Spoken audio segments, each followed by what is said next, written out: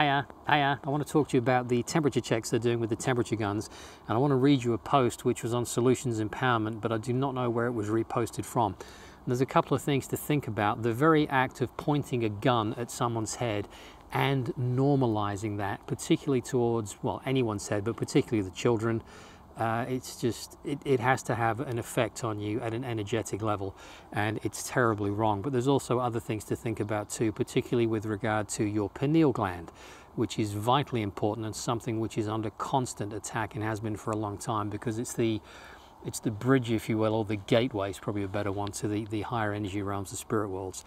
Anyway, let me read you this, and this is from an Australian nurse. I'm really worried.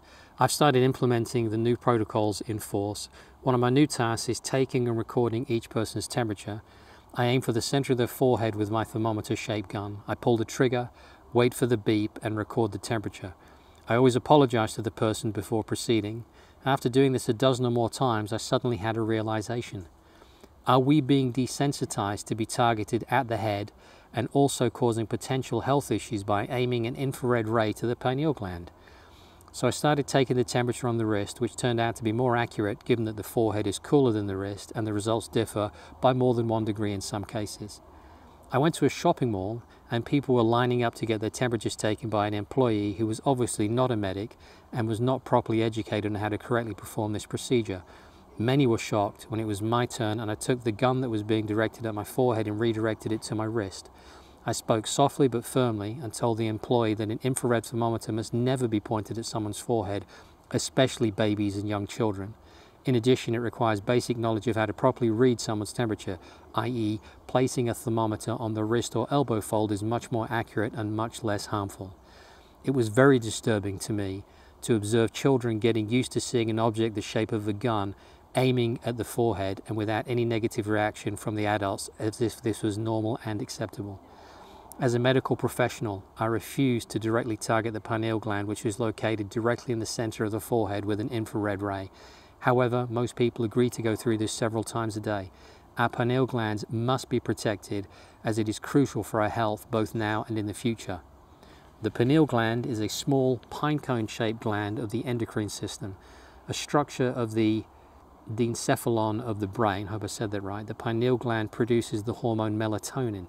Melatonin influences sexual development and sleep-wake cycles. And if you remember from another video I did, melatonin is one of the strongest, if not the strongest antioxidant. It's absolutely critical for your body's health. The pineal gland is composed of cells called pinealocytes and cells of the nervous system called glial cells.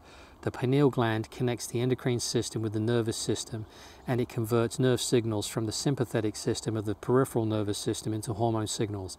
Over time, calcium deposits build up in the pineal, and its accumulation can lead to calcification in the elderly.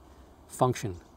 The pineal gland is involved in several functions of the body, including secretion of the hormone melatonin, regulation of endocrine functions, conversion of nervous system signals to endocrine signals, causes sleepiness, influences sexual development, influences immune system function, antioxidant activity. Ask yourself, is it ever wise to aim an infrared laser light at the pineal gland? I'm going to leave you to have a think about that one. If you are subjected to those kind of temperature checks, you might want to redirect that to your elbow fold or your wrist to give them a more accurate reading and to avoid any potential health damage that they are inadvertently being trained to cause in you. You guys are amazing. It's always a pleasure to talk to you, and I'll see you in the next episode. Take care. Bye-bye.